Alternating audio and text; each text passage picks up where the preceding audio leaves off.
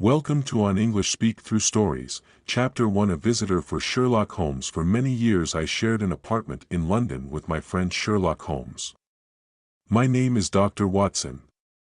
I worked as a doctor in the British Army for several years. While I was in the army, I traveled to many strange and interesting places. I had many exciting adventures. Then one day in Afghanistan, I was shot in the shoulder. My wound was deep and took many months to heal. I nearly died from pain and fever. At last, I got better, but I could not work in the army anymore. I retired from the army and came back to England. That is why I was living in London with Sherlock Holmes. I had known my friend for many years. Our address was 221B Baker Street in the center of the city. I enjoyed sharing an apartment with Holmes. My friend was a very clever man. He was the most famous private detective in London. He helped to solve crimes and catch criminals. When people were in trouble or needed help, they came to Holmes. Sometimes the police came to Holmes and asked for help in catching a criminal. Sherlock Holmes did not care if his clients were rich or poor. He enjoyed solving their interesting problems. He was very happy when he was working. It was the most important thing in his life. One afternoon, I was reading a book and Holmes was standing by the window in our sitting room. Usually, he was very busy and active. But this afternoon he did not seem very happy. I was worried about my friend. "What's the matter with you today, Holmes?" I asked. "Come and stand at the window, Watson," Holmes said. "Look out into the street. See how uninteresting London is today." It was winter. The street outside was almost empty. Everyone was at home in front of their warm fires. "I need some work, Watson," said Holmes impatiently. "I cannot live without interesting problems and mysteries. That's why I became a private detective. I love my work, it keeps my brain active. But when there are no crimes and no mysteries to solve, then life becomes very boring for me." He turned sadly away from the window. At that moment, there was a knock at the door. Our housekeeper came into the room. She was carrying a small white card on a silver tray. Holmes picked up the card. "Miss Mary Marston," he read aloud. "I don't know anyone of that name. Please ask the lady to come in. Perhaps it is a new client." A few moments later, Miss Marston entered the room. She was young and not very tall, with blonde hair and blue eyes. Her clothes were not fashionable, but they were clean and tidy. She had a lovely face. I noticed at once that she looked worried and unhappy. "Please sit down, Miss Marston," said Holmes kindly.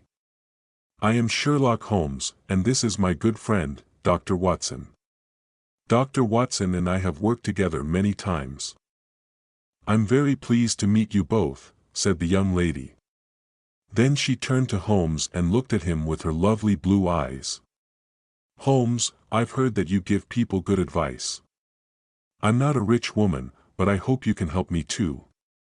Something very strange has happened, Mr. Holmes.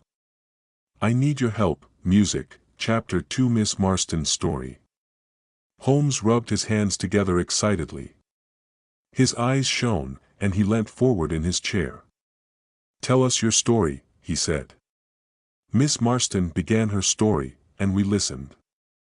"My father," she began, "was a captain in the army. When I was very young, he was sent to India.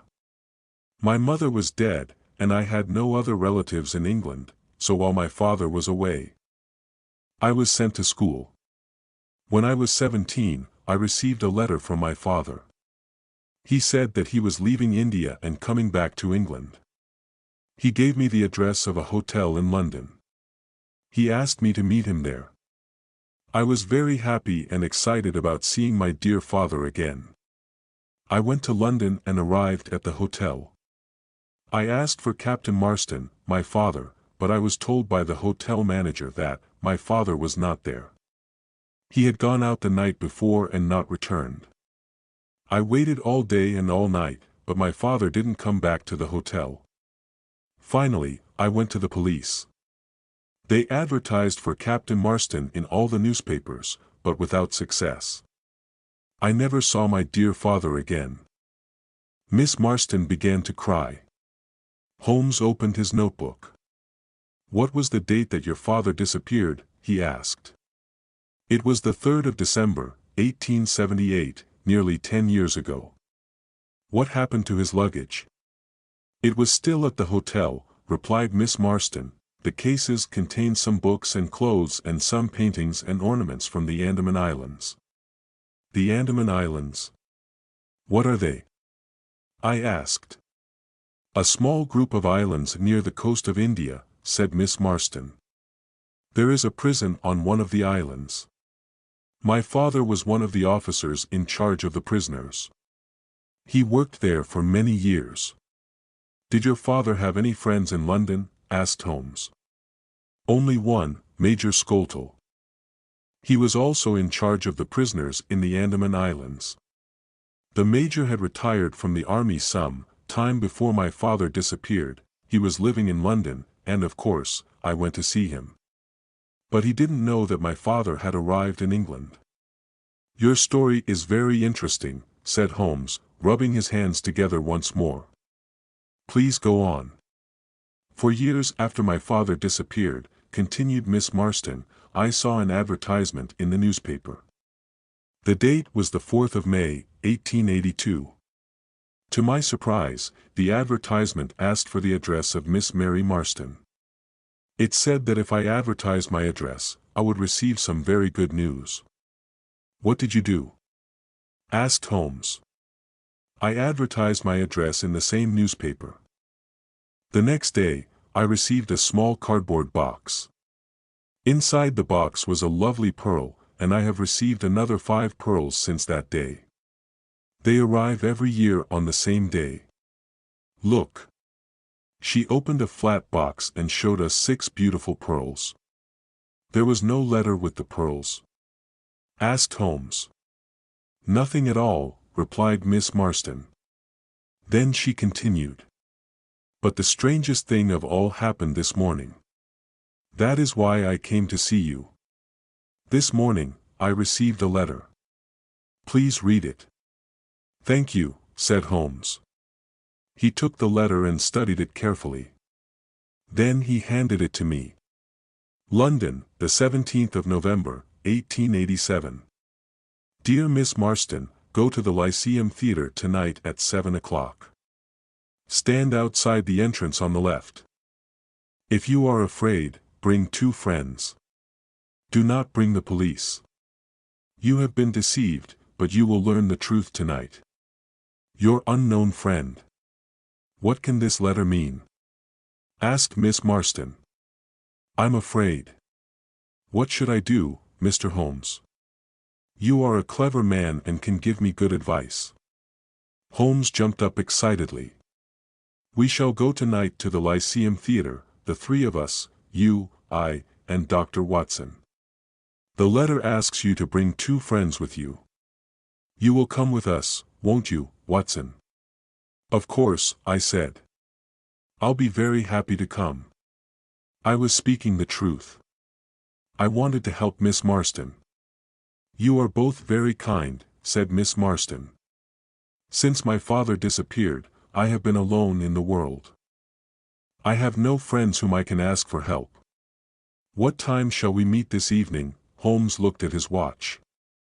"It's now 3:30, he said.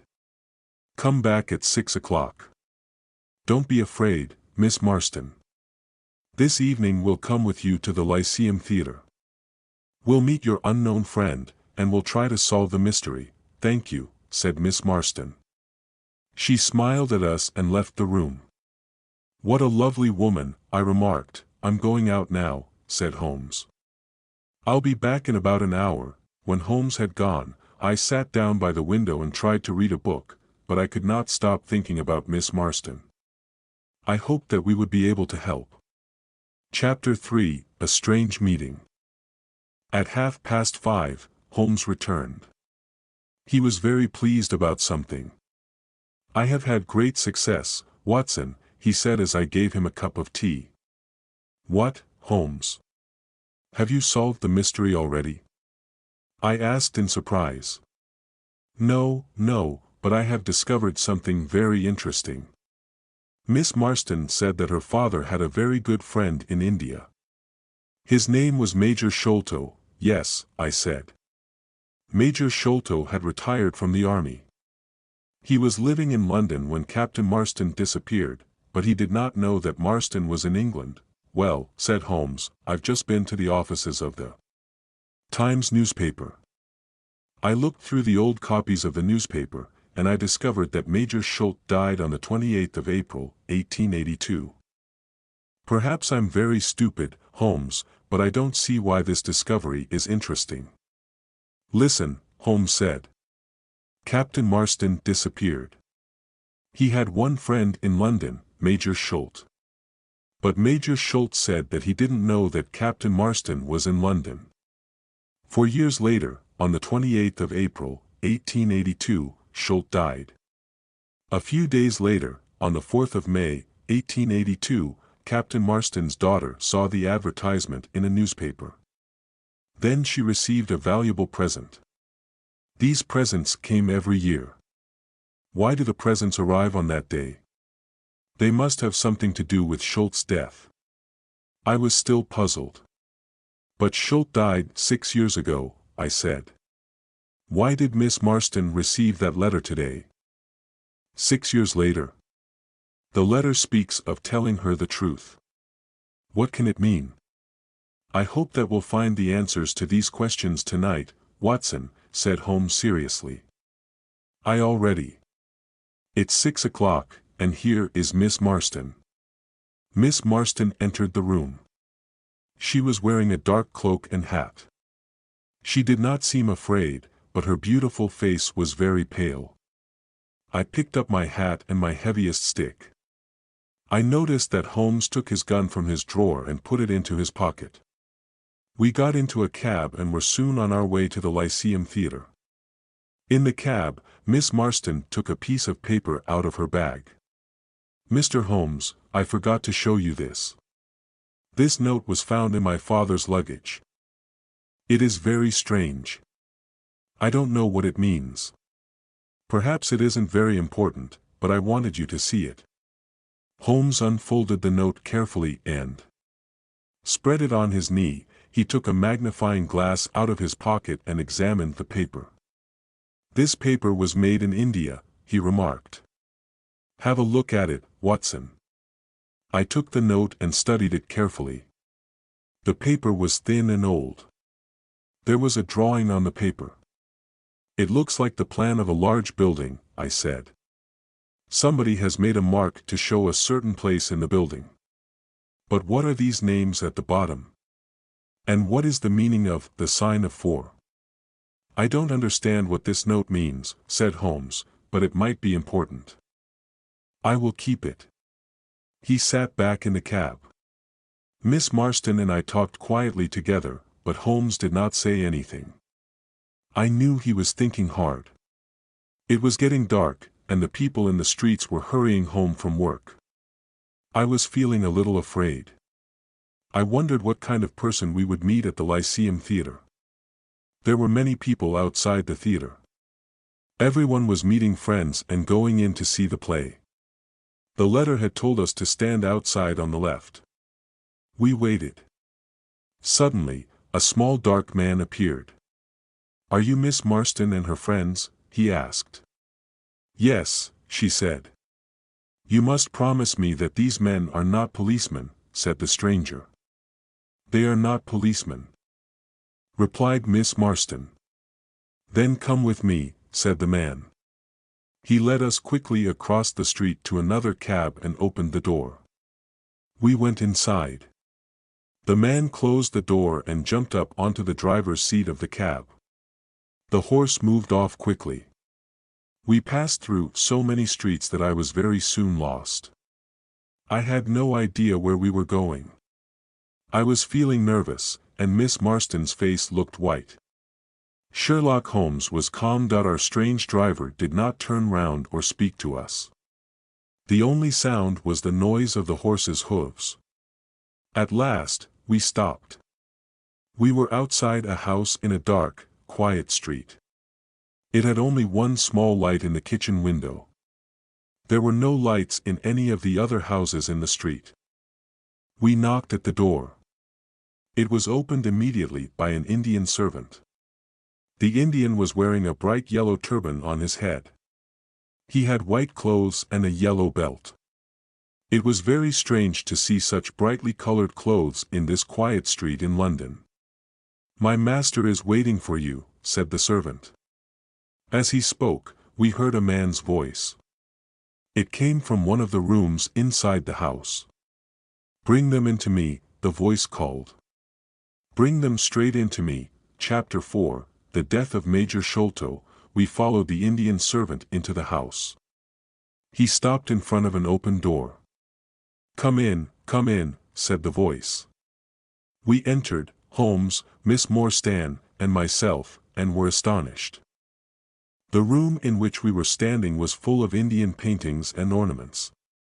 The carpet was soft and very thick. There were 2 large tiger skins on the walls. In the center of the room stood a strange little man with a bald head. He was smiling, but he seemed very nervous. "My name," said the bald-headed man, "is Thaddeus Sholto. You are Miss Morstan, of course, and these 2 gentlemen, this is Mr. Sherlock Holmes, and this is Dr. Watson, a doctor," cried Thaddeus Sholto. "Oh, please, could you listen to my heart?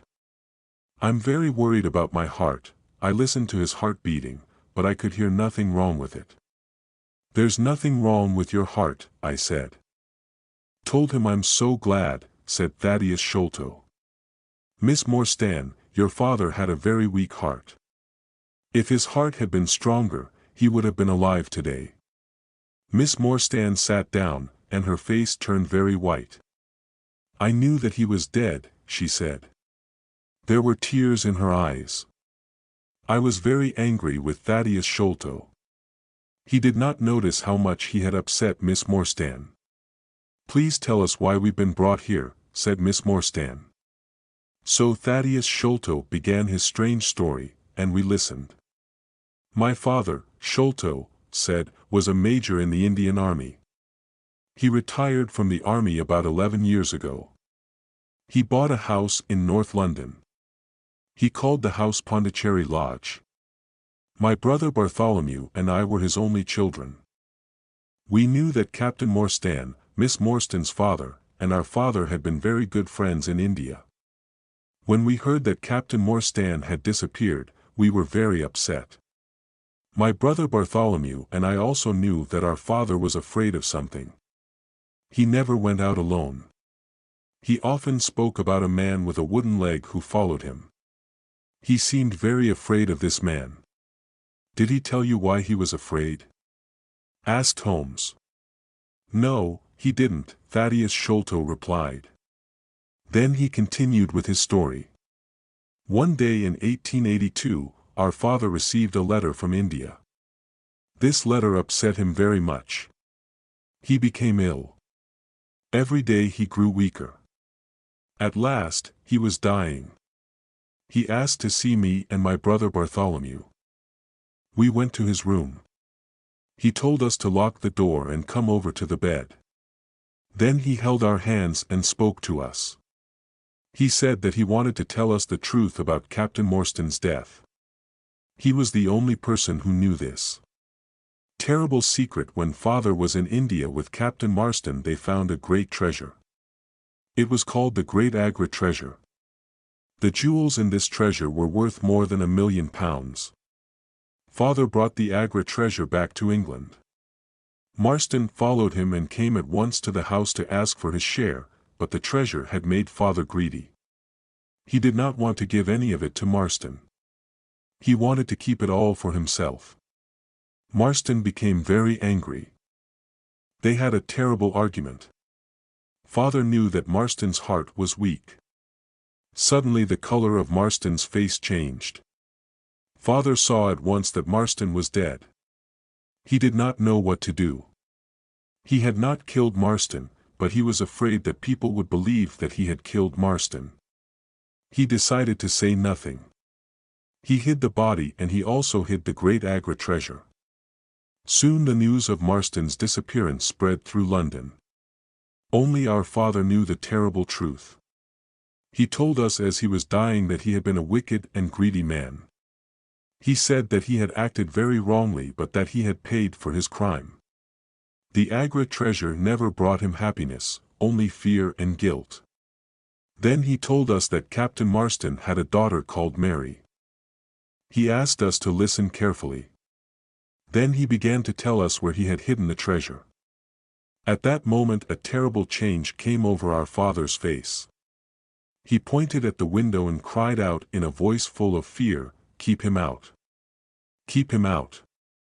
My brother and I stared around at the window. We saw a horrible face looking in through the window. It was wild and had a black beard and cruel eyes. We rushed to the window, but the man had gone. When we went back to the bed, Father was dead. "What did you do then?" asked Holmes. "We ran out into the garden," replied Sholto. "We looked everywhere, but we found nothing. In the morning, we went to our father's room. We found that someone had been in the room during the night. There was a piece of paper on the bed beside my father's body, and on this paper, some words were written. These words were, 'The Sign of Four.'" Chapter 5, The Great Agra Treasure. Holmes, Miss Morstan, and I looked at each other in surprise. My body felt cold with fear. The same words, "The Sign of Four," were written on that strange note in Captain Marston's luggage, said Holmes. "What can it mean?" I whispered. Miss Morstan turned to Thaddeus Sholto. "Why did you send me the pearls?" she asked. On the table beside our father's bed was a gold cup, Sholto answered. It was decorated with 6 pearls. Our father had told us that this cup was part of the Agra treasure. He had wanted us to share the treasure with you. So we found your address and sent you the pearls one by one. "That was very kind of you, Mr. Sholto," said Miss Morstan. "Not at all," said Sholto. "But now I am going to tell you something very exciting. Yesterday, my brother and I found the great Agra treasure." "You found the treasure?" we repeated in astonishment. "Yes. Our father had died before he told us where it was hidden. My brother Bartholomew and I searched for the treasure for 6 years. Yesterday, we found it. That is why we sent you the letter, Miss Morstan. We have found the treasure, but half of it belongs to you." "Where is the treasure now?" asked Holmes. "At my father's house, Pondicherry Lodge," replied Sholto. "My brother Bartholomew is there now. We must go there immediately so that Miss Morstan can see the treasure and claim her share. Bartholomew is expecting us. Miss Morstan, tonight you will be a rich woman." Miss Morstan was going to be very rich. I should have been very happy, but I did not feel happy at all. I had fallen in love with Miss Morstan, but I did not have very much. Lodge, we must not be late. It was a long drive to Pondicherry Lodge. The night was cold, and the moon was shining brightly as we sat in the cab. Thaddeus Sholto continued to talk. Holmes, Miss Marston, and myself listened. "My brother Bartholomew was a very clever man," he said. "He knew that the treasure was somewhere in the house. He had an idea. He measured the height of the house outside. It was 74 feet high. Then he measured the height of the rooms inside the house. He added the heights of the rooms together. The total was only 70 feet. There was extra space under the roof. My brother made a hole in the ceiling of the room on the top floor. He found a secret room. Inside this little room, the treasure chest was standing. Last night, I helped Bartholomew to lower the chest down into the room below. We opened the chest with a key which we found beside it. Thaddeus Sholto's voice became excited. Inside the treasure chest were hundreds of beautiful jewels, diamonds, rubies, sapphires, and many others. They shone so brightly that they hurt our eyes. Miss Marston, the Agora treasure is really wonderful. But here is Pondicherry Lodge. We have arrived. Soon you will see the treasure for yourself. It was now nearly 11 o'clock. Pondicherry Lodge was a big house with a high wall around it. Everything was black and silent. There was no light except the moonlight. "This is very strange," Thaddeus Sholto said nervously. "I don't understand why there are no lights. My brother Bartholomew is expecting us, but the house is dark." We walked up to the house. Suddenly, we heard a noise coming from inside that great black house. It was the sound of a woman crying. "The only woman in the house is the housekeeper," said Shelter. "Something is wrong." We hurried to the door and knocked. A tall old woman opened it. Her face was white with fear. "Oh, Mr. Thaddeus, I'm glad you've come," she said. "I'm very frightened." "Come into the house, Mr. Thaddeus." "Oh, I'm glad that you're here. Something terrible has happened to your brother." Chapter 6: A Terrible Murder. Thaddeus Sholto began to shake with fear. His face was very white. "What do you mean?" he asked the housekeeper. "What is the matter with my brother? He locked himself in his room. He was there all day. When I knocked on the door, he would not answer me," she said. "I knew that something must be wrong. A short time ago, I went upstairs. I looked through the keyhole of the door of his room. I saw your brother's face, Mr. Fabius. It looks terrible. You must go up, Mr. Thaddeus. You must go up and see for yourself." The housekeeper started to cry again. "You must all go upstairs," said Miss Marston. "I'll stay here and look after this poor woman." We left the two women, Miss Marston and the housekeeper, downstairs. Holmes took the lamp and led the way. Thaddeus Sholto and I followed him. We climbed up the stairs.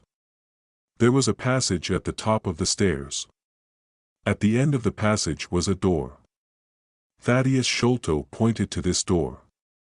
"That's the door of my brother's room," he whispered. We hurried forwards. Holmes turned the handle, but the door was locked. Then he bent down and looked through the keyhole. He stood up again quickly. "My God," he cried, "it's the work of the devil." I bent down and put my eye to the keyhole. I felt very sick and afraid. The bright moonlight was shining into the room. I could clearly see a face. This face was looking straight at me. It did not move. There was a horrible smile on the face. "This is terrible," I said to Holmes. "What shall we do?" "We must break down the door," he replied. We threw ourselves at the door, and it broke with a sudden crack. We were inside Bartholomew Sholto's room. Bartholomew Sholto was dead. He was sitting in a chair by a table. His body was stiff and cold. I could see that he had been dead for many hours. The dead man's body was twisted with pain. There was a horrible smile on his face. There was a piece of paper on the body. Holmes picked it up and read it. "Look," he said. In the light of the lamp, I read with horror, the sign of 4. "What does it mean?" I asked. "It means murder," Holmes replied. He pointed to Bartholomew Sholto's ear. "Look." I looked. I saw something sticking in the dead man's skin near his ear. "It looks like a thorn," I said. "It is a thorn," said Holmes. "You can take it out, but be careful. It is poisoned." I took the thorn between my finger and thumb. I pulled it away easily from the dead man's skin. I looked at it. It was hard and sharp. I saw that it had poison on it. So this is how Bartholomew Sholto died. I said. What a terrible death. But who killed him, and why? We had forgotten about Thaddeus Sholto. He was still standing in the doorway. Suddenly, he gave a cry. The treasure has gone, he said. They've stolen the treasure. Look, do you see that hole in the ceiling? We lowered the treasure down through that hole last night. After I had helped my brother with the treasure, I left him here in this room. I was the last person to see my brother. Alive, I heard him lock the door as I came downstairs. What time was that? It was 10 o'clock, and now my brother Bartholomew is dead, and the great Agra treasure has gone. Music, Chapter 7, The Tiny Footprints. Go to the police station, Mr. Sholto, said Holmes. Ask the police to come quickly. Dr. Watson and I will wait here. Thaddeus Sholto turned away. We heard him going downstairs. Now, Watson, said Holmes, we have some work to do before the police arrive. We must find out how the murderer got into the room. The door was locked, but what about the window? He carried the lamp to the window and examined the windowsill carefully. Look, he said, someone has come in by the window. Here is the print of a foot on the windowsill, and here is a round mark. And look, on the floor, here is another footprint and another mark, and again by the table. See here, Watson. I looked at the marks. Some were footprints, but some were in the shape of small circles. Those are not footprints, I said. No, replied Holmes, they are the marks made by someone with a wooden leg. Someone with a wooden leg? I said.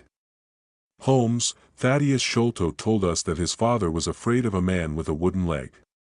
Yes, said Holmes, but the wooden-legged man was not alone. Someone else has been here too. Look outside. We both went to the window and looked down. We are very high up, said Holmes. A man with a wooden leg would not be able to climb here by himself. Two people came into this room. We will call them number 1 and number 2. Number 2 is the wooden-legged man, but who is number 1, and how did he get in?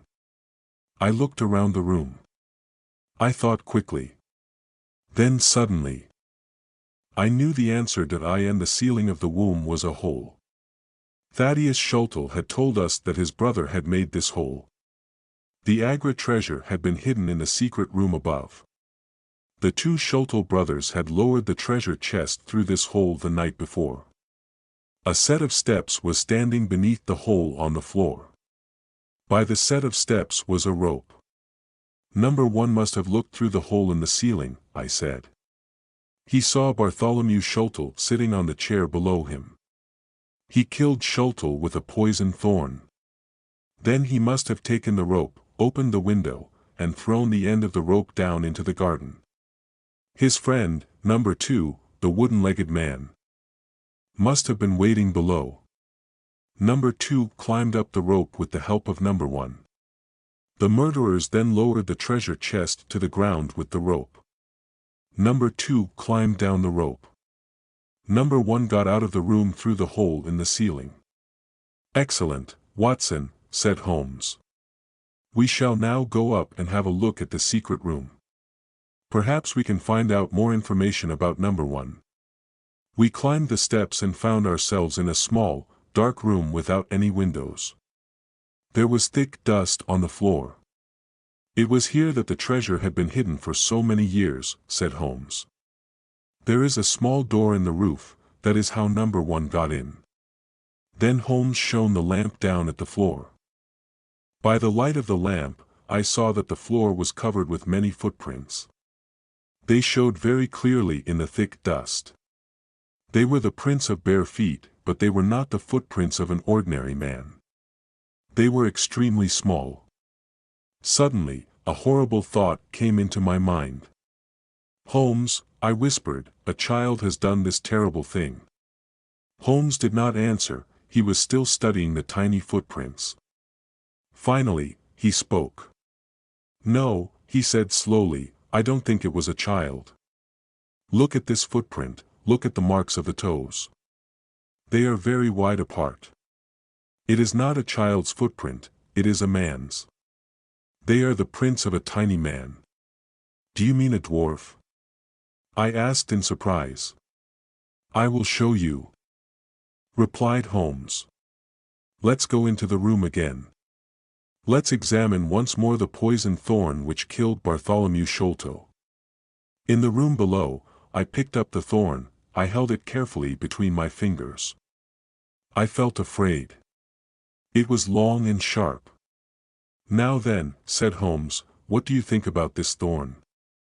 Is it an English thorn?" "No," I said, "it certainly is not." "You see," said Holmes, "already we begin to know many things about murderer number 1. He is a very small man, in other words, a pygmy from some foreign land. He is very strong and can climb great heights easily. He is also extremely dangerous. He kills people by shooting them with poison." Inspector Jones makes an arrest. I looked at Holmes in astonishment. "How strange," I said. "Why are a pygmy and a wooden-legged man working together? Who are these people, Holmes, and why did they kill Bartholomew Sholto?" "They wanted the treasure, of course," answered Holmes. "Last night, Bartholomew Sholto was sitting in this room with the treasure. The pygmy came in through the roof and saw him. The only way to get the treasure was to kill Sholto." "And what about the paper with the sign of 4? I asked. "It must mean revenge," Holmes answered. "Remember that a paper from the sign of 4 was also found on the dead body of Major Chapter 1. Don't know why someone wants revenge on the Sholto family, but we know that someone wanted revenge. They also wanted the treasure. And they were prepared to kill the Sholto's father and son to get the treasure." Holmes took out his magnifying glass and started to examine the room again. There were some bottles and tubes in one corner of the room. Bartholomew Sholto must have been interested in chemistry. A glass tube had broken, and a dark liquid had spilled onto the floor. Holmes gave a loud cry of joy. "Come here, Watson," he said. "What can you smell?" I walked over.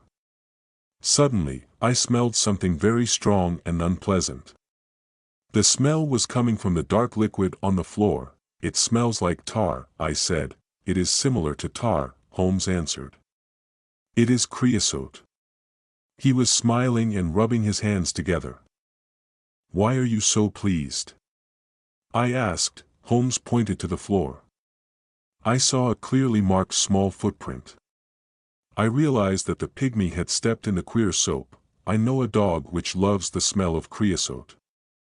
"It will follow this smell for miles and miles," said Holmes. "We'll catch these murderers now." Just then, we heard footsteps and loud voices outside the room. "It's the police," said Holmes. As he spoke, a fat man in a gray suit entered the room. His face was red, and his eyes were small and bright. He was followed by a policeman in uniform. I'd never seen the fat man before, but Holmes seemed to know him well. "Good evening, Inspector Jones," said Holmes politely. "Don't you remember me?" The fat man stopped and stared. He was not very pleased to see Holmes. "Why yes, of course," he said. "You are Mr. Sherlock Holmes, the private detective." "Yes, I remember you well. This is an interesting crime, Mr. Holmes. A man has been murdered, and jewels worth £1,000,000 are missing. What do you think happened?" "Well," began Holmes, but Inspector Jones did not want to listen to my friend. He thought his own ideas were better. "Listen, Mr. Holmes, I will tell you what I think," he said importantly. "This man, Thaddeus Sholto, tells me that he was with his brother last night. They discovered the treasure together. He was the last person to see his brother alive. Now, I think, that Thaddeus Sholto killed his brother. Then he ran off with the jewels. "Oh no, it isn't true," cried Thaddeus Schultz.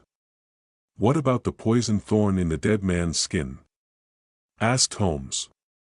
"And the paper with the sign of 4? "The thorn belongs to Thaddeus Schultz," replied Jones quickly. "I don't think the paper is very important. Perhaps it's a trick. But wait a moment. What's that up there? I see a hole in the ceiling. I must have a look." Inspector Jones went quickly up the steps. We heard him moving about noisily in the room above, then he came down again. He was hot and dusty. "I know everything now," he cried. "I have found a door which leads out onto the roof. That was how Thaddeus Schultz escaped." "But the footprints," began Holmes. Inspector Jones was not listening. He had not noticed the tiny footprints. He turned to Thaddeus Schultz. The poor man was shaking with fear. "Mr. Schultz," said Jones, "I arrest you for the murder of your brother." "I didn't do it," Thaddeus cried. "Please, Mr. Holmes, believe me." "Don't worry, Mr. Schultz," said Holmes. "I know that you didn't kill your brother. I will find the murderer." Inspector Jones turned to Holmes angrily. "Listen, Mr. Holmes," he said, "this is a matter for the police. It has nothing to do with you. Good night, gentlemen." Inspector Jones and the policeman took Thaddeus Schultz away. A few minutes later, the house was quiet again. Chapter 9: The Dog That Loved Creosote. "The police don't want my help, Watson," said Holmes as soon as the inspector had gone. "Inspector Jones thinks he has solved the crime and caught the murderer. But they have arrested the wrong man." I agreed with Holmes. I was sure that Thaddeus Schultz was not the murderer. "We must be quick, Watson," said Holmes. "I want you to do 2 things. First, take Miss Marston home. Second, go to this address, 3 Pinchin Lane. Ask for Mr. Sherman. He has an old dog called Toby. I want you to bring Toby here. Meet me here in 2 hours' time." I took Miss Marston home in Thaddeus Schultz's cab. She was very upset by what had happened and spoke very little. I promised that I would visit her the next day.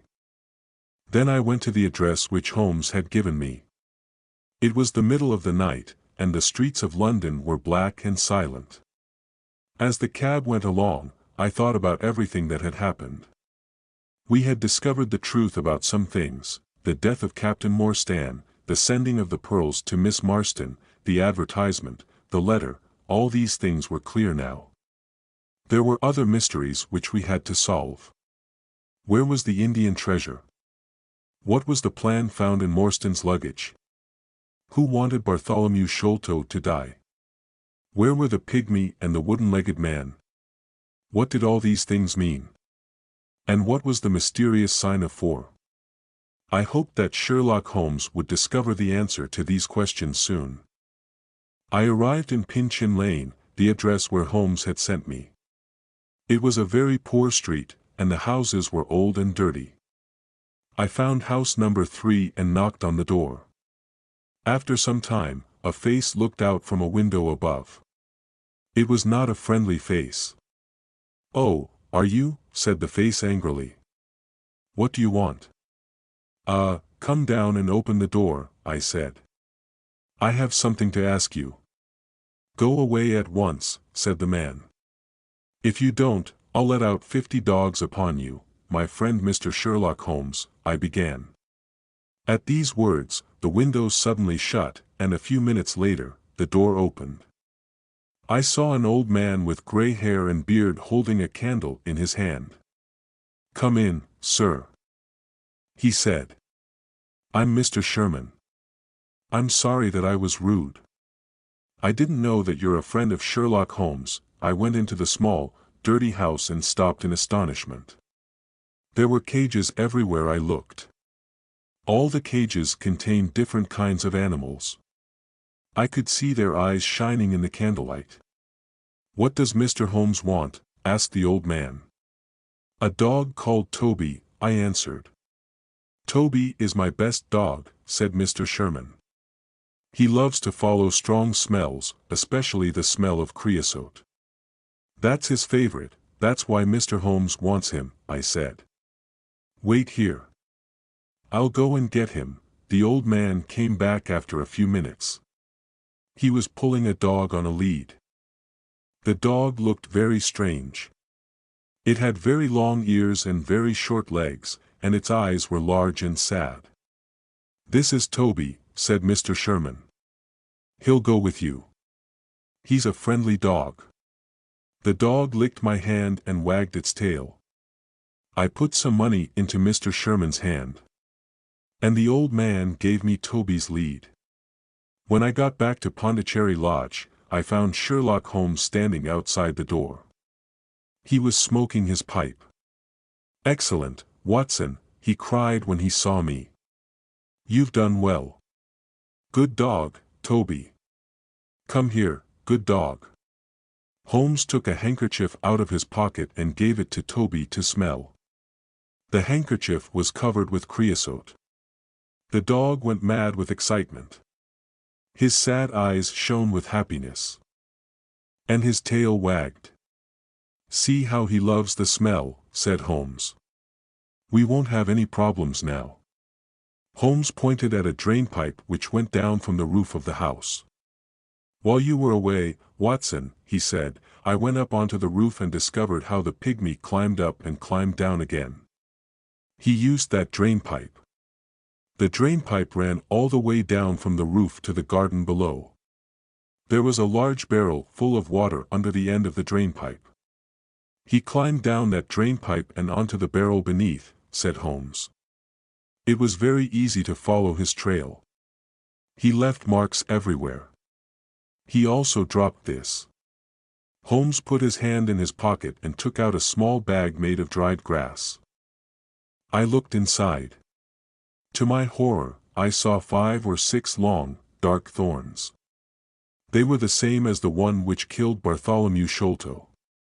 "The murderer has lost these," said Holmes. "Let's hope that he doesn't have any more. Don't touch them, Watson. They are poisoned. But come, where's Toby?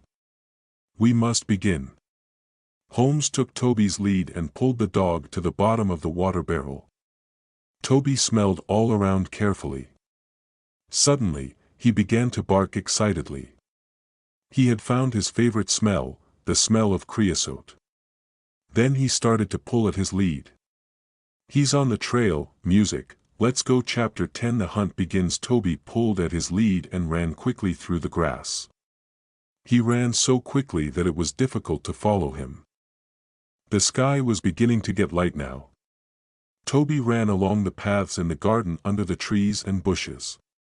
Then he reached the garden wall and ran along beside it. Finally, he stopped at a place in the wall where the bricks were loose. "This is the place where they got into the garden," said Holmes. "It is easy to climb up and down here. Look, do you see this mark? It is the print of a man's hand." He pointed at a flat stone. I saw a dirty handprint on the stone. Holmes picked up the dog and climbed over the wall. I followed. Toby soon found the trail again. Toby did not look to the right or the left. He ran straight ahead with his nose to the ground. He loved the smell of creosote. Nothing could stop him from following it. As we hurried along, I thought about the wooden-legged man and the pygmy. I wondered what would happen when we found them. I knew that they were dangerous. I wished that I had brought my gun with me. Toby was still following the trail.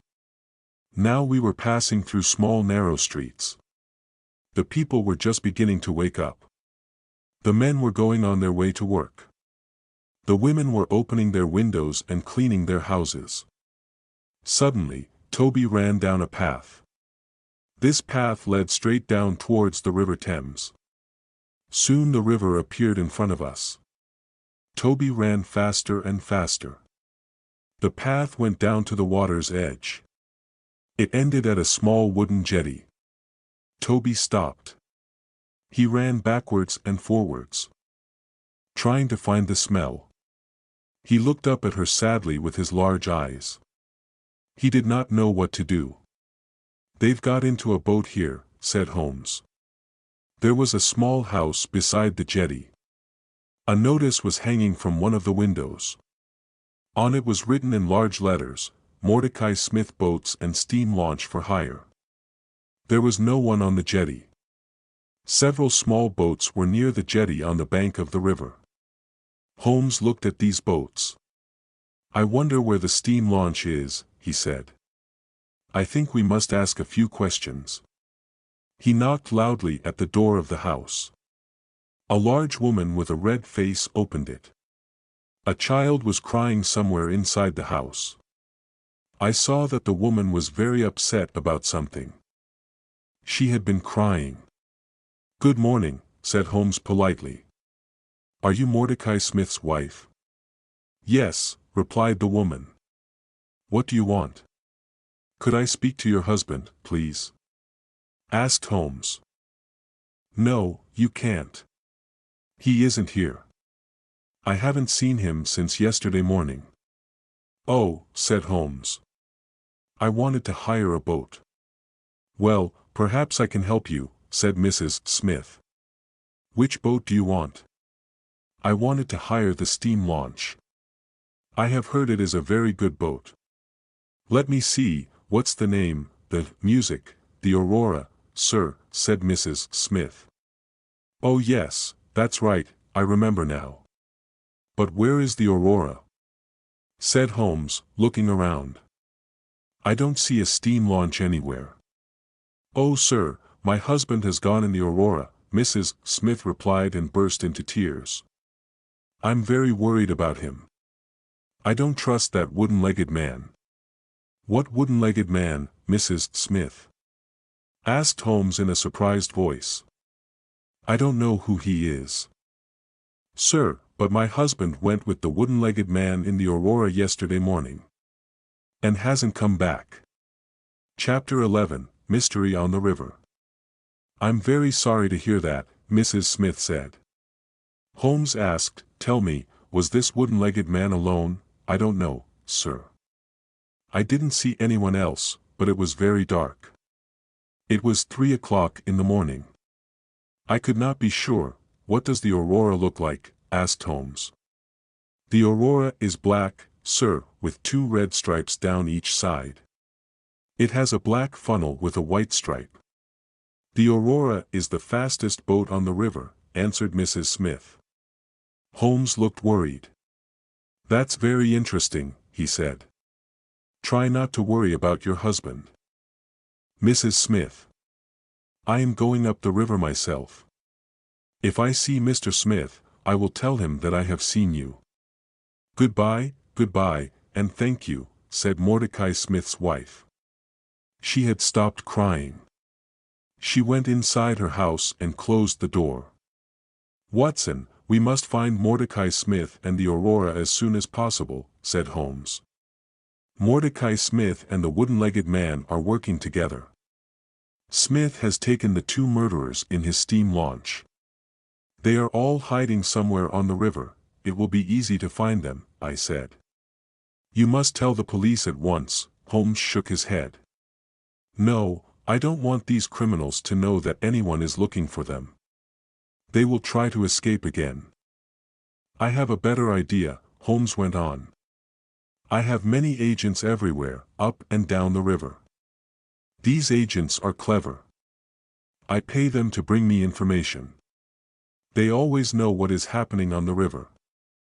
I will ask my agents to look for Mordecai Smith and the Aurora. But you look tired, Watson. Let's go home and have breakfast." It was now nearly 8 o'clock in the morning. I did feel very tired. I was glad to go home to Baker Street.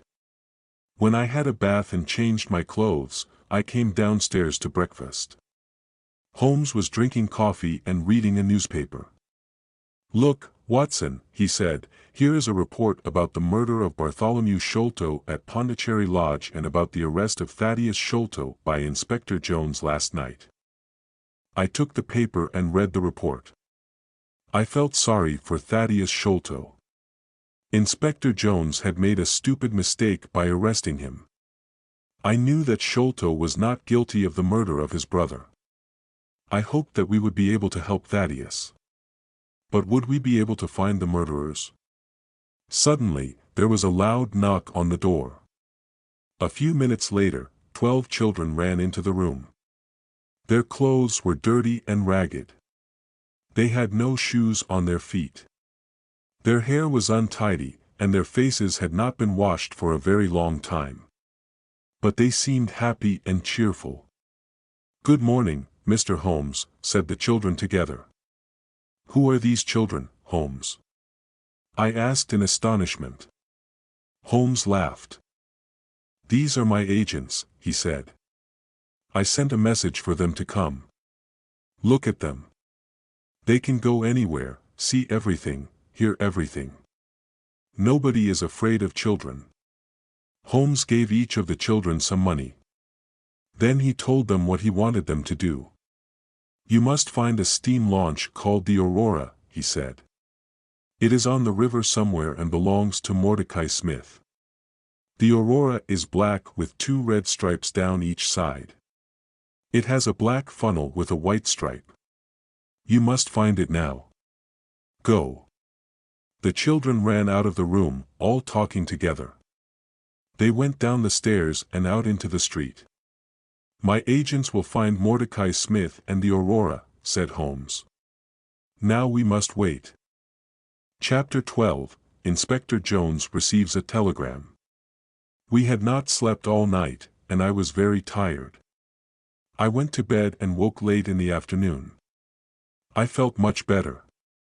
I went downstairs. Holmes was reading a book. I saw at once that he was worried. "Is there any news?" I asked. "Nothing at all. I can't understand it. I am very surprised and disappointed.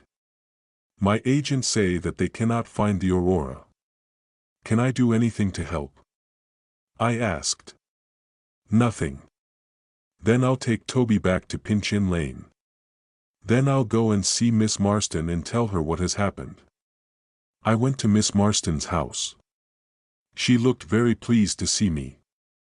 I told her that we had not found the treasure yet, but she did not look disappointed. I was surprised about this, but I was also very pleased. I said goodbye to her and drove back to Baker Street. I went to bed, but I could not sleep. I was thinking about Miss Marston. I wanted to ask her to marry me. All night I heard Holmes walking up and down in his room. Next morning he looked tired and ill. "My agents cannot find the Aurora," he said impatiently. "They have searched the whole river. The Aurora has disappeared. We waited all that day, but there was no news. The next day I woke early. It was still dark.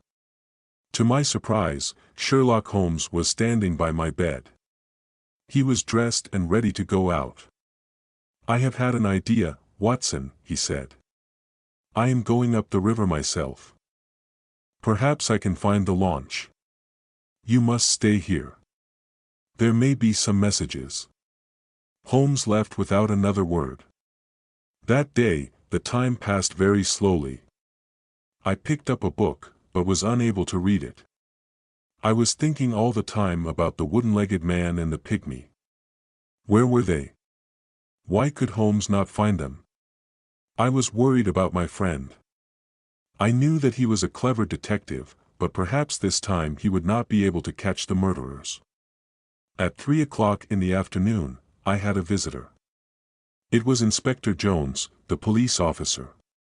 I was astonished. Inspector Jones had changed completely.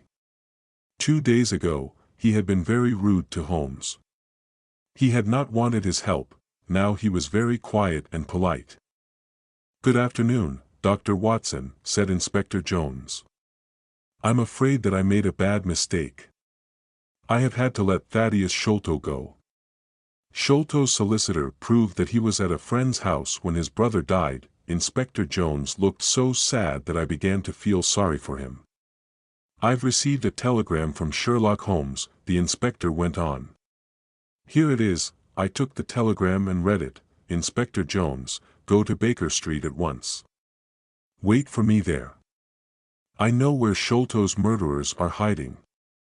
Come with us tonight if you want to catch them." Holmes. "That's excellent," I cried. "Forget about Thaddeus Sholto. You'll soon have some other prisoners." Inspector Jones, at that moment.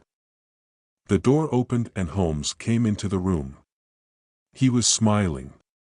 "What news?" we asked together. "I know where the Aurora is," Holmes replied. "It wasn't on the river at all. The Aurora has been hidden in a boatyard near the river for 2 days. I knew the launch at once. Mordecai Smith, the owner, was there too. He was talking to someone, and he was speaking very loudly. He said that he had to have the Aurora ready for 8 o'clock tonight. His 2 gentlemen were leaving for America. Their ship was waiting for them out at sea, and they must not be late." "I knew immediately what they were planning to do," went on Holmes, "and I know what we must do. Inspector Jones, will you help me? I was wrong before." "And you were right," said Jones sadly. "I didn't listen to you then, but I'll help you now." "Good," said Holmes. "We need a fast police launch, as fast as the Aurora. It must be ready this evening, and 2 or 3 strong policemen to come with us." "I'll arrange all this," said Jones. "Excellent," said Holmes. "Tonight, the 3 of us, you, I, and Dr. Watson, will be on the police launch. We will be waiting outside the boatyard at 8 o'clock. We'll be ready for the Aurora when she comes out. We'll catch the murderers, and we'll get the treasure." Chapter 13, The Chase on the River. At 7 o'clock that evening, the 3 of us, Inspector Jones, Holmes, and myself, went down to the river. Both Holmes and I had guns in our pockets. Inspector Jones had promised to let us use the police launch. This launch was now waiting. 4 strong men were on board the launch. Soon, we were moving quickly down the River Thames. The police launch was very fast. We passed all the other boats on the river without difficulty. This pleased Holmes very much. By 8 o'clock, we had arrived opposite the boatyard where the Aurora was hidden. It was now dark. We waited. 10 minutes passed. Suddenly, a launch came out of the boatyard. It was black with 2 red stripes. It was moving very quickly. "That's the Aurora," cried Holmes. "Follow it quickly. Faster. Faster. We must catch them." We were going so fast that the police launch started to shake. But we could not get near to the Aurora. The chase became more and more exciting. We went in and out between other boats many times. I closed my eyes, I was sure that we would hit something. At last, we got closer to the Aurora. Inspector Jones turned on a light and shone it on the Aurora. "Stop," he cried, "stop. We are the police." In the lamplight, we could see some men on board the Aurora. One man was sitting at the back of the launch. Beside him was a strange dark shape. We could also see Mordecai Smith, the owner of the Aurora. He was working as hard as he could. He was trying to make the engine of the launch go faster. Inspector Jones shouted again, "Stop." Suddenly, the man at the back of the Aurora stood up. He shouted at us angrily. He was a big, strong man. Then I noticed that his right leg was missing. There was a wooden stump in its place. This was the wooden-legged man. At the sound of the man's voice, the strange dark shape beside him moved. It was a small dark man, the smallest man I have ever seen, but the pygmy's head was large. His face was hard and cruel. As soon as Holmes saw the pygmy, he took out his gun. I did the same. "Shoot him if he moves his hand," said Holmes. At that moment, the pygmy put a short piece of wood to his lips. We fired our guns together. The pygmy fell backwards into the water with a terrible cry. The wooden-legged man turned the Aurora towards the bank of the river. As soon as the Aurora touched the bank of the river, he jumped out. It happened so quickly that we were not able to slow down and stop the police. Launch. The man had landed in the soft, wet mud of the riverbank, but his wooden leg had stuck in the mud. He could not move. We managed to turn the police launch round. We went towards the wooden-legged man and threw him a rope.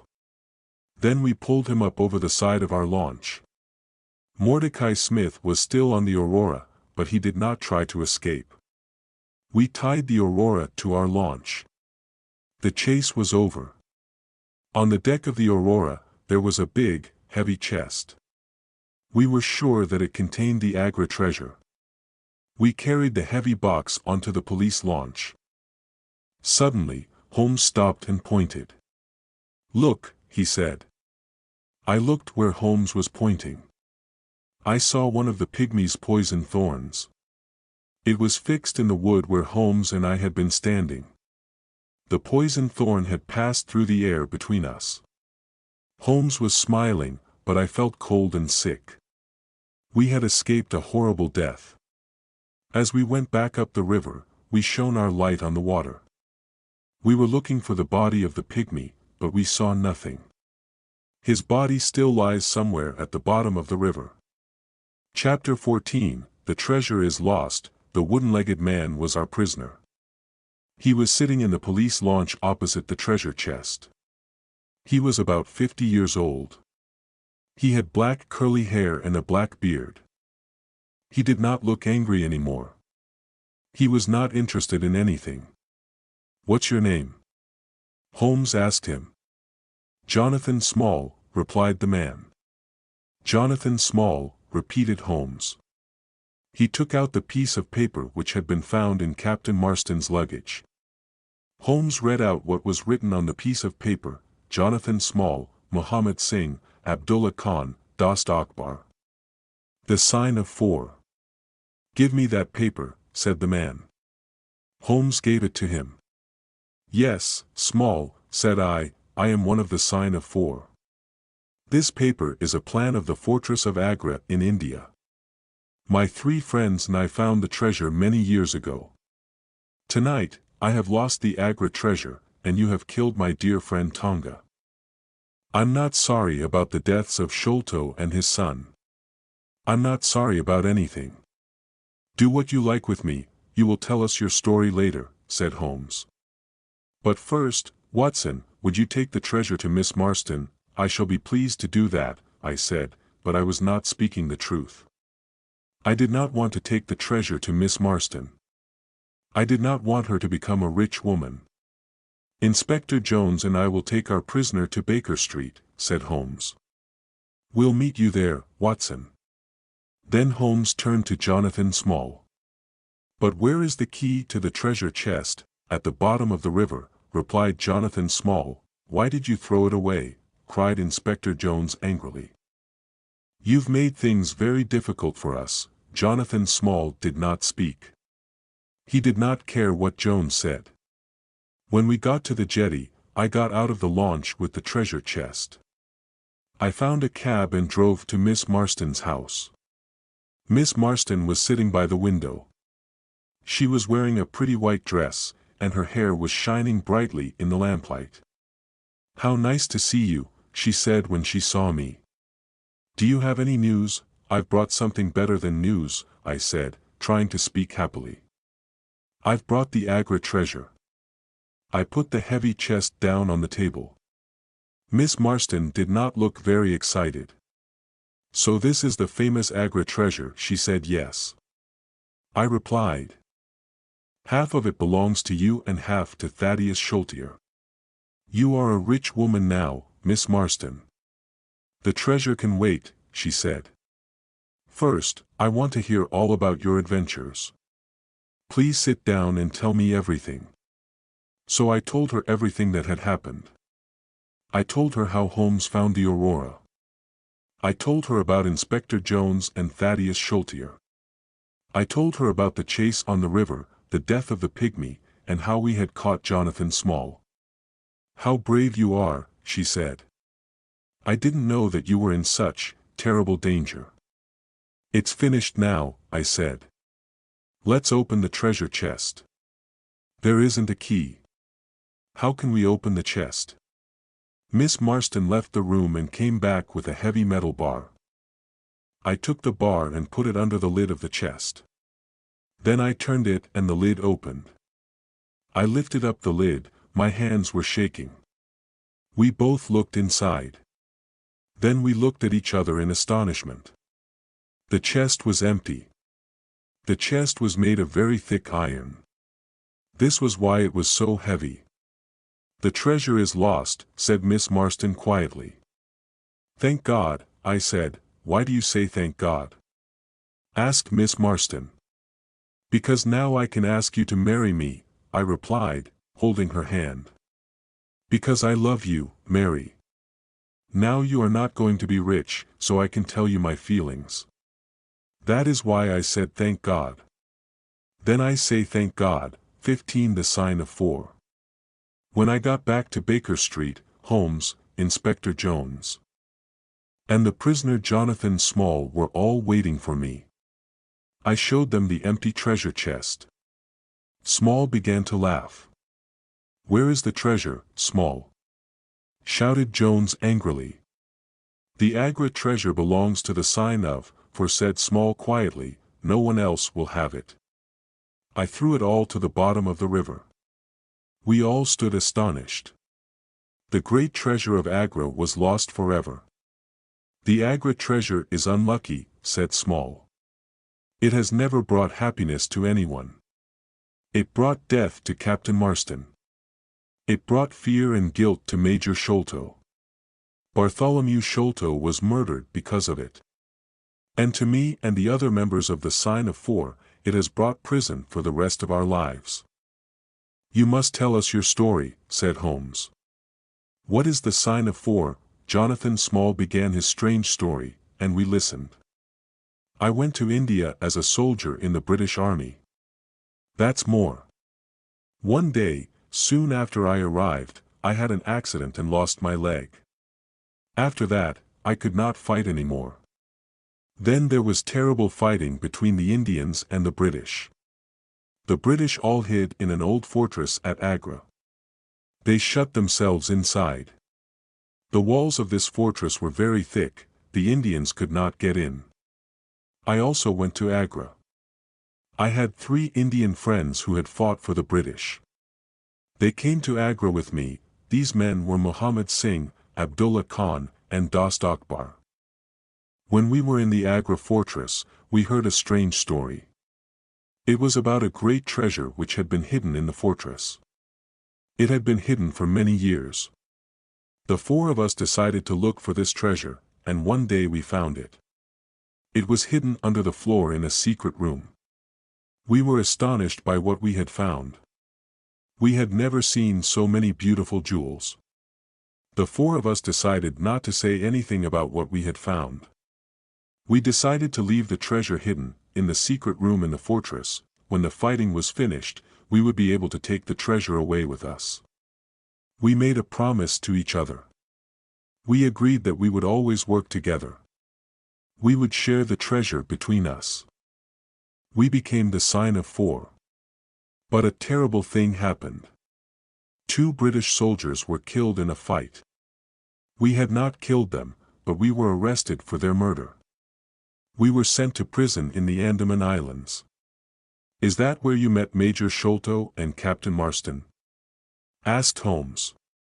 "Yes," said Small. "Sholto and Marston were the officers in charge of the prisoners there. We were in a terrible situation. We knew where the Agra treasure was, but we were not able to go and get it. We were prisoners. Also, we were afraid that someone else might find the treasure. We did not know what to do. At last, we told Sholto and Marston about the great treasure. We asked them to help the four of us to escape. When we were free, we would get the treasure and share it with them. But Sholto said that he did not believe us. He said he did not know if we were speaking the truth. Sholto did not know if the treasure would be there. He said he would go to India. If he found the treasure, he would come back. He would help us escape from prison. Sholto asked the four of us to give him a plan of the fortress at Agra. We did not want to give Sholto the plan. I didn't trust him. But in the end, we had to agree. We gave one plan to Sholto and another to Marston. Sholto went to India, but he never came back. He found the treasure and took it to England. He stole it from the Sign of Four, also from his friend Marston. And from that day, I decided to have revenge on Sholto. Small was silent for a few moments. He was thinking about what Sholto had done. Then he went on with his story. I made friends with one of the people of the Andaman Islands, he said. The people there are pygmies. They are very small, but they are very brave. One day, I found one of these pygmies lying under a tree. He was very ill. I looked after him. He slowly got better. He became my friend. His name was Tonga. Tonga helped me to escape from the islands. He had a small boat. One dark night, we put lots of food into the boat, and we sailed together from the Andaman Islands. Holmes had been listening carefully while Small told his story. Now he spoke. Ah, I understand, he said. What was written in the letter frightened him to death. It must have been the news of your escape which killed him. Small went on with his story. At last, Tonga and I reached London, but I was too late to have revenge on Sholto. Sholto was dying. He saw my face at the window that night. I got into his room and left a message. It was from the Sign of Four. Tonga and I waited 6 years. We watched Pondicherry Lodge and Bartholomew Sholto carefully. When Bartholomew Sholto found the treasure, we knew about it immediately. With Tonga's help, I got into his room. Tonga killed Bartholomew Sholto with a poisoned thorn. We took the treasure, left the paper, and went. I had paid Mordecai Smith to take us to a ship. We were planning to go to America. But now everything has changed. Tonga is dead, and I am your prisoner, and the Agra treasure is lost forever. We were all silent. We were thinking of the great treasure which was lost in the mud at the bottom of the River Thames. Perhaps it was better there. "Dr. Watson," said Holmes when Inspector Jones had taken Small away, "that is the end of our adventure." "Yes," I said, "but I have some very good news. Miss Marston and I are going to get married." "Excellent. The Agra treasure has at last brought happiness." Thanks for watching.